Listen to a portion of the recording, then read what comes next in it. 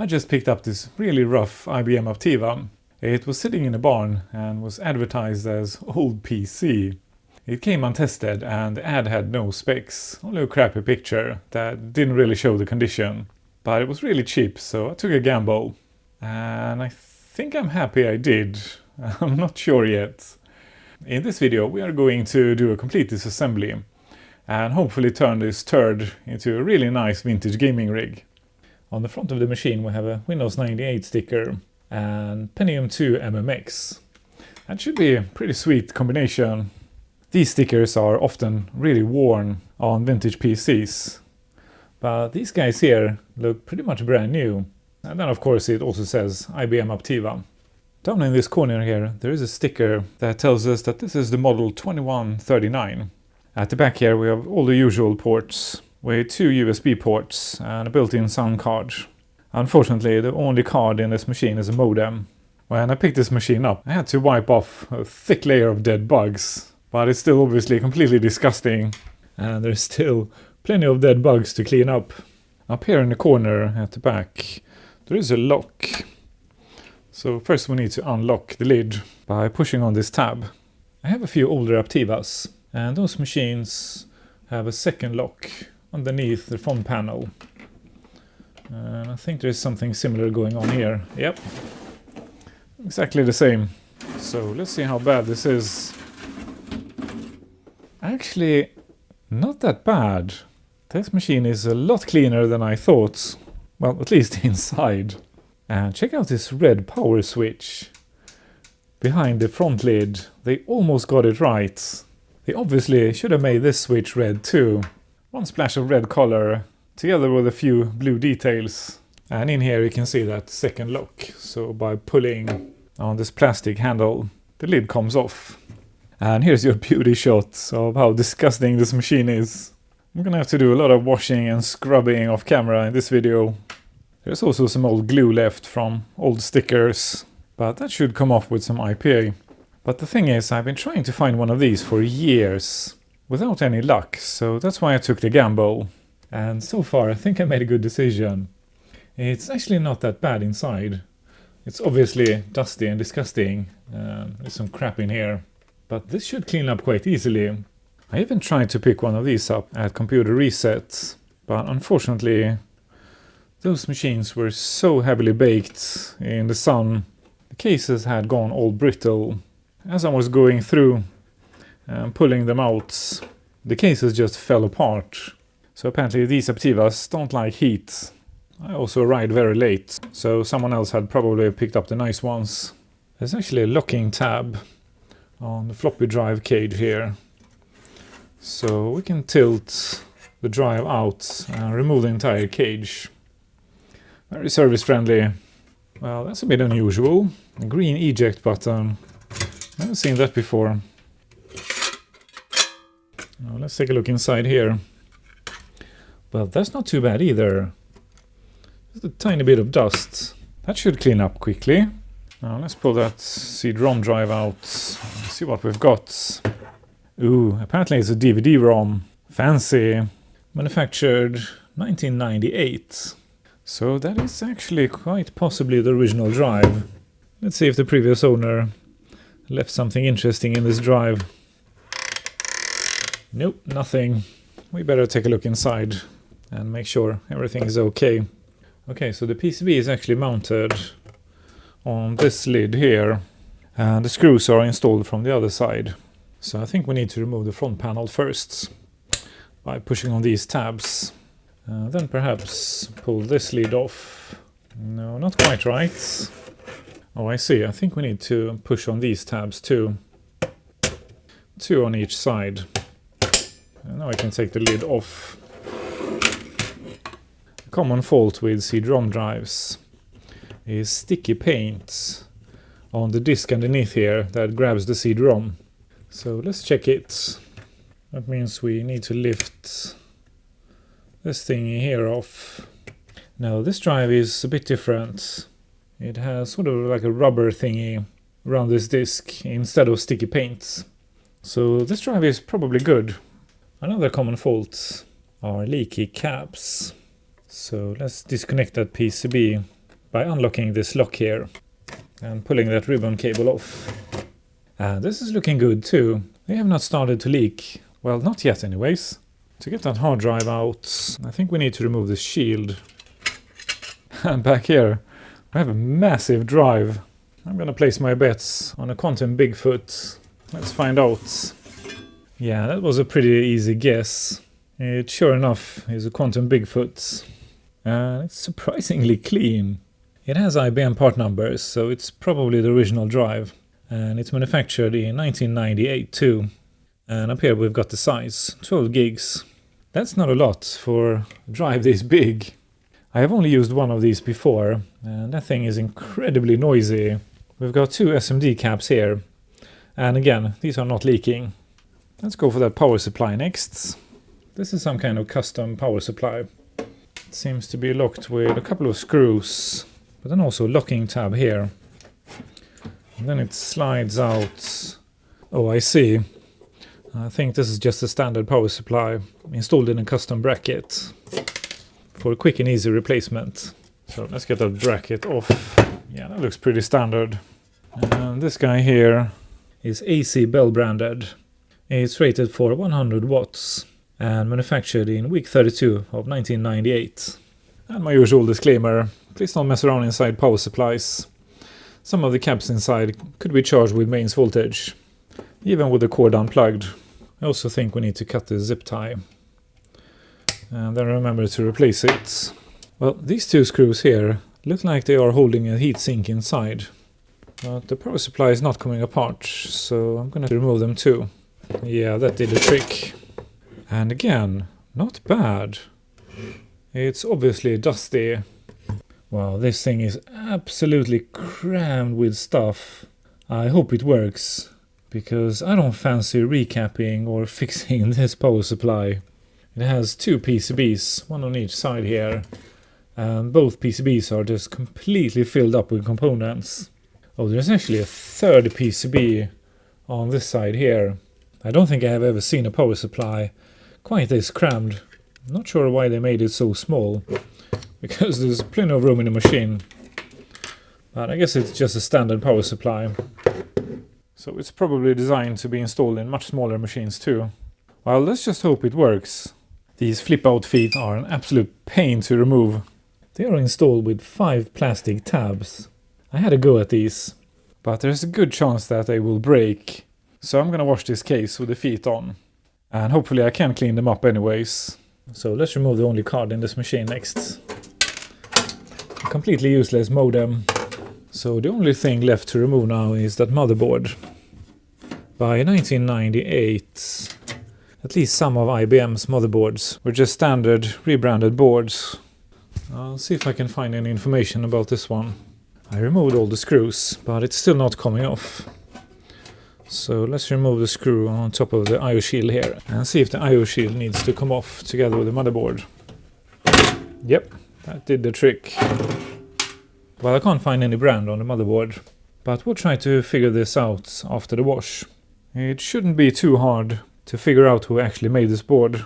Before we continue, I'd like to thank the sponsor of this video, PCBWay. Aside from making excellent PCBs, as we have seen in many of my videos, this is just a few of the projects we have built on this channel, and there are many more to come. Get an instant quote now for your next projects at PCBWay.com. Thank you PCBWay for supporting this channel. Together with this Aptiva, I got a matching G74 display.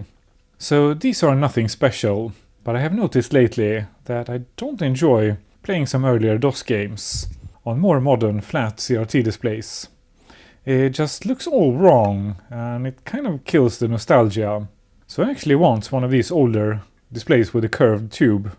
My camera tends to overexpose anything beige. So here's a close-up of the condition of this display. It's absolutely disgusting. Unfortunately, someone has dropped this display because it is coming apart here. But I can't see any cracks, so hopefully nothing here is actually broken.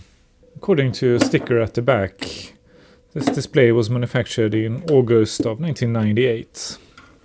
So I think this is the matching display for this machine. The plastic seems to have aged well in this machine, so the tabs are not breaking off as I remove them. And these covers are of course hiding away the screws that we need to remove to take the display apart. I wonder if IBM had some kind of special tool in mind to remove these covers. But as you can see, they are coming off very easily. And a quick reminder, the CRT tube inside the display can be charged with thousands of volts. So please don't do what I do. I don't quite remember, but I think we may need to remove this plastic cover here before we remove the lid. It's only coming off partially. So let's leave it like this. And with all 4 screws removed, let's see if we can remove the lid. Not quite. It is getting stuck here as I thought. So we need to remove this piece first. Now let's see what we will find inside here. Okay, a very reasonable amount of soot inside here. So keep your fingers crossed. Let's hope it's a good one. Well, we won't know until we have removed all the shields. But this is looking pretty good. Okay, I removed tons of little screws. And now the moment of truth. Is this a gem or a turd? Let's remove that shield and find out. Yeah, this is looking pretty good.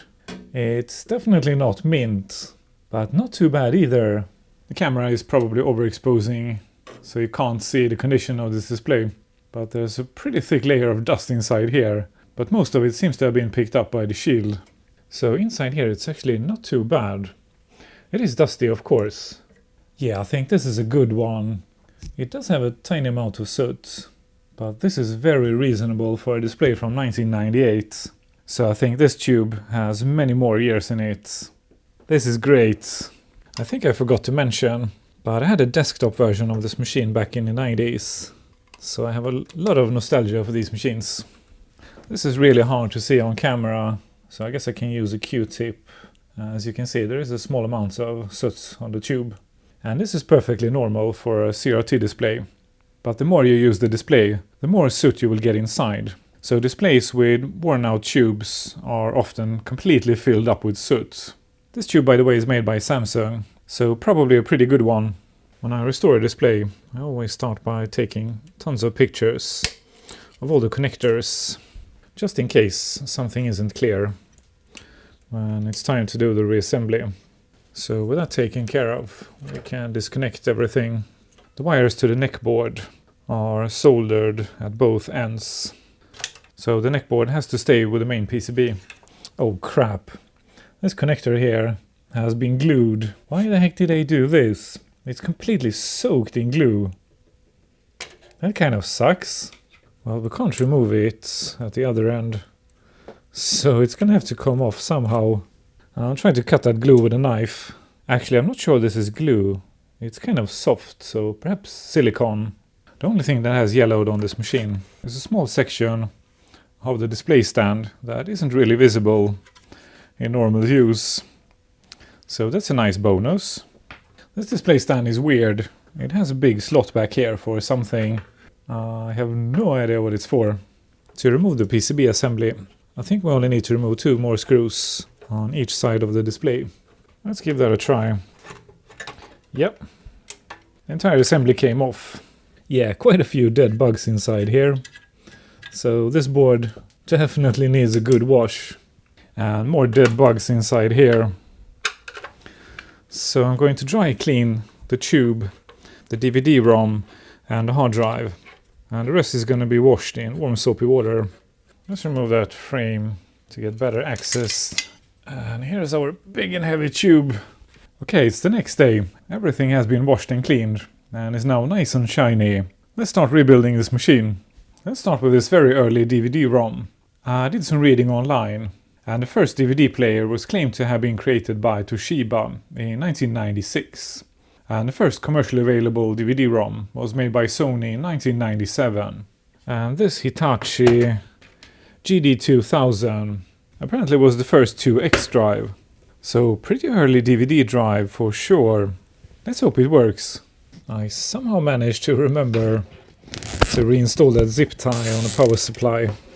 I managed to identify this board. It's an Acer V66XA. It's a 440BX board, and obviously with a slot 1 CPU. This guy here is a Pentium 2 400 MHz. It is also available at Excellent, the RetroWeb, in case you need some drivers or BIOS updates. The onboard graphics here is an ATI Rage Pro Turbo AGP. And down here we have a crystal chip for the onboard audio. It has 2 ID channels, 3 PCI slots and 2 ISA slots. This board will take 384 megs of RAM in 3 slots. So let's install a fresh coin cell.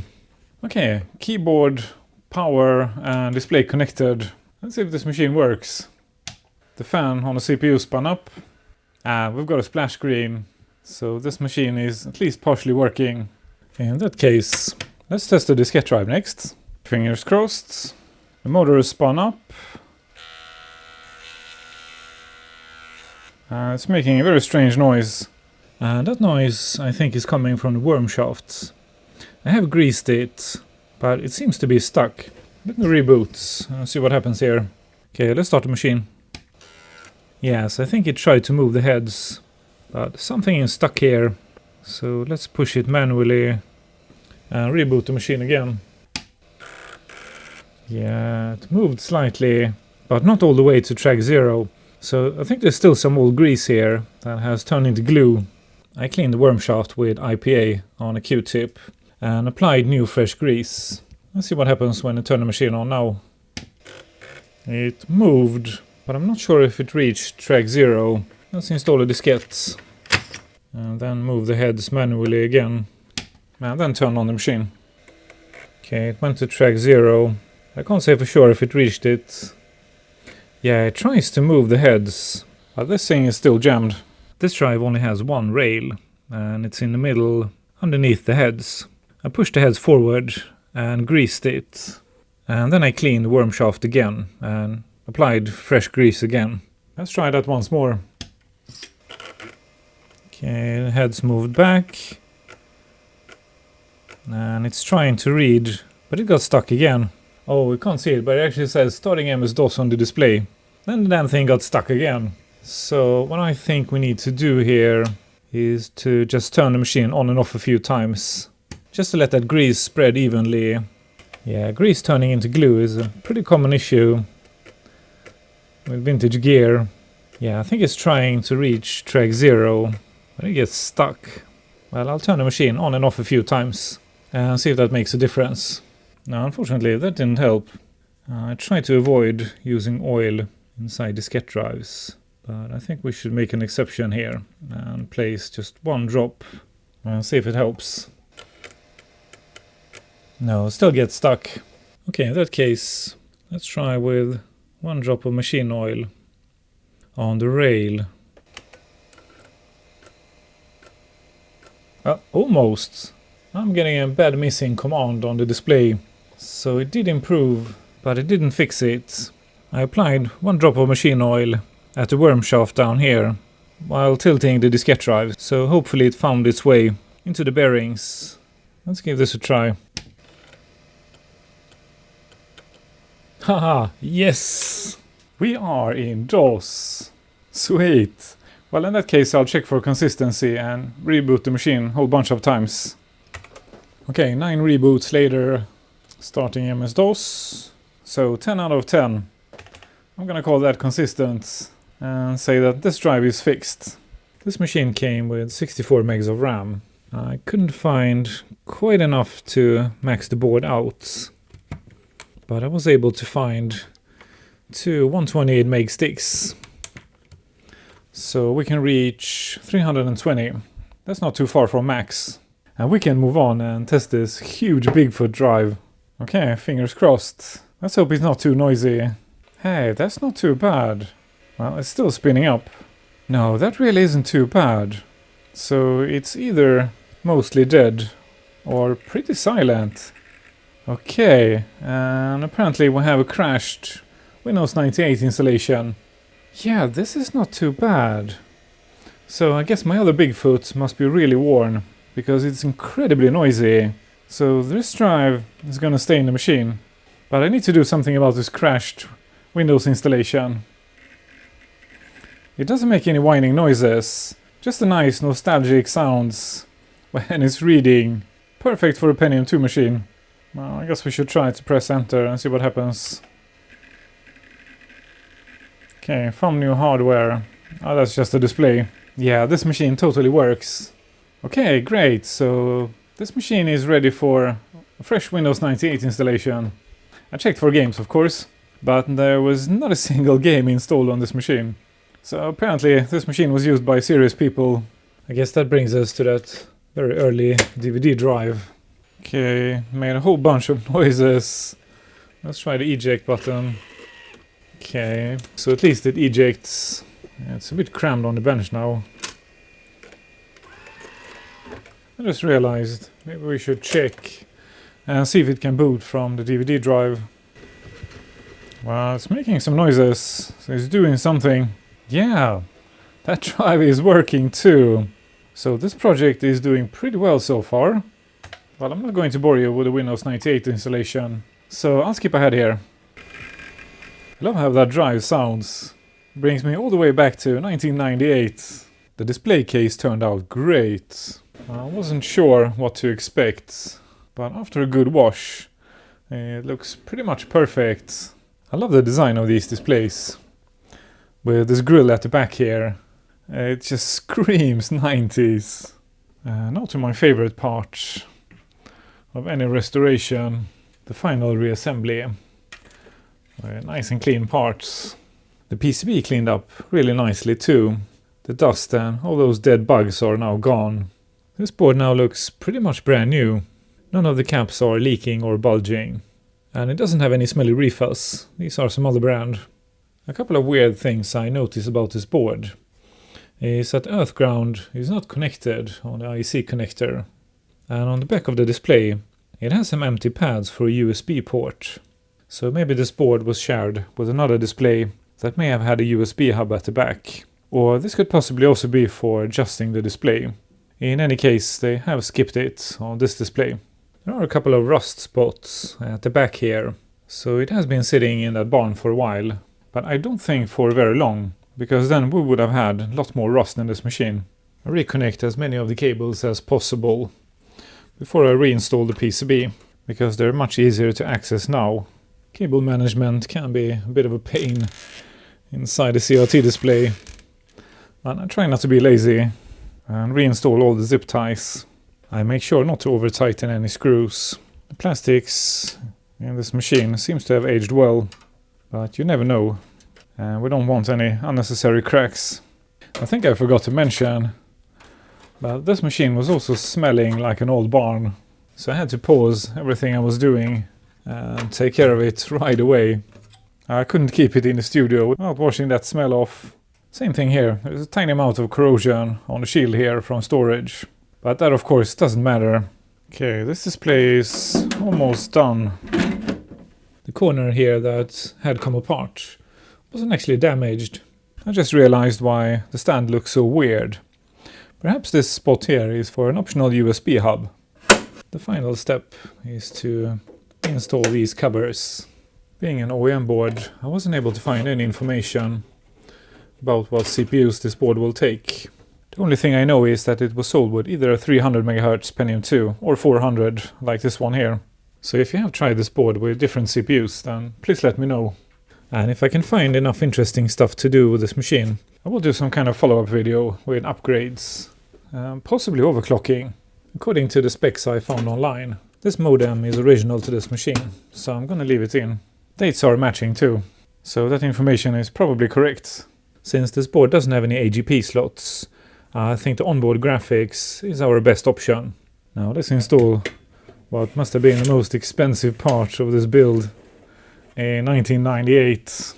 I bought my first DVD drive in about 2002 with a large discount from my employer, and it was still crazy expensive. The specs I found online also confirms a 2X DVD drive. There's a tiny amount of rust on this shield too from storage, but again, I'm not going to complain. This is nothing. We're actually almost finished, so let's install that diskette drive and that nifty drive cage. I'll take that back because I'm having some trouble installing that drive cage. Okay, I think I managed to figure this out. Finally, that took some fiddling. I think you're just supposed to tilt the drive cage out, remove the diskette drive, and then push it back in and leave it. The case too turned out really nice. This is a tall case. I'm having some trouble getting it all on camera here. In my tiny studio, the glue on the front panel came off with some IPA, as I was hoping. And I got rid of all the scuffs and grime. I'll insert a before and after picture here. This case looks great now. Okay, time to test the display. We've got high voltage. Let's turn the machine on. That DVD drive makes some funny noises on every boot. Okay, I can hear the display doing something. I had to pull that cord quickly because this display made some really weird noises. Oh crap, something isn't quite right with this display. Well, the studio now smells like ozone. To produce ozone, roughly 1000 volts is required. So unfortunately, I think we have some arcing going on inside here. That kind of sucks. I don't want any arcing. I want to enjoy some vintage DOS gaming. Unfortunately, that was not a quick repair. It was too much to include in this video. I have spent a few hours and I still need a few days to finish it. So that will have to be for a separate video. If you're watching this next week, there will be a link on the display to that video here. If you're watching this fresh, hit the bell icon below and set it to all to get a notification from YouTube when the next video is out. I will end by saying thank you to my patrons. I appreciate your support. If you want to support me too, consider becoming a patron. Patrons get ad-free early access. If you like this video, let me know with a thumbs up in the comments. If you're a regular viewer, consider subscribing to this channel. Thank you for watching, and I'll see you next week.